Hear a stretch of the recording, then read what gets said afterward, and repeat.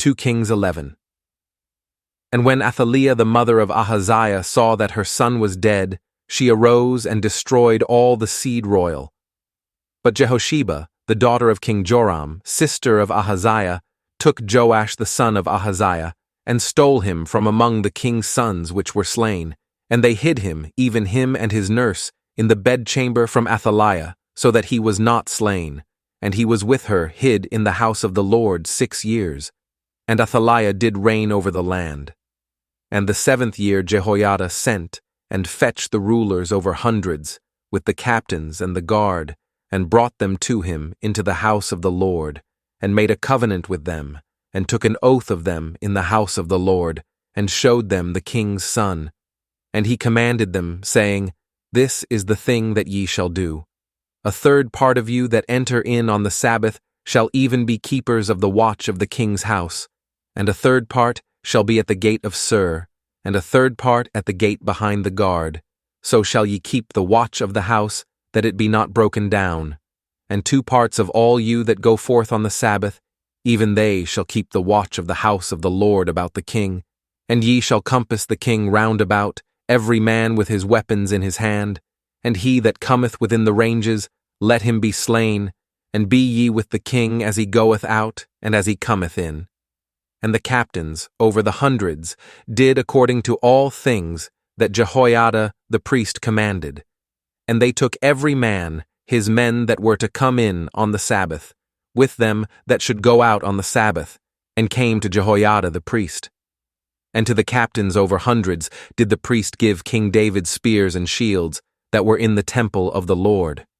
And the guard stood, every man with his weapons in his hand, round about the king, from the right corner of the temple to the left corner of the temple, along by the altar and the temple.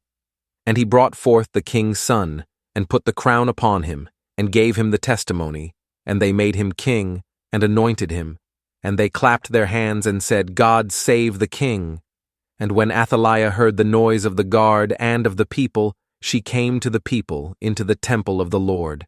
And when she looked, behold, the king stood by a pillar, as the manner was, and the princes and the trumpeters by the king, and all the people of the land rejoiced, and blew with trumpets.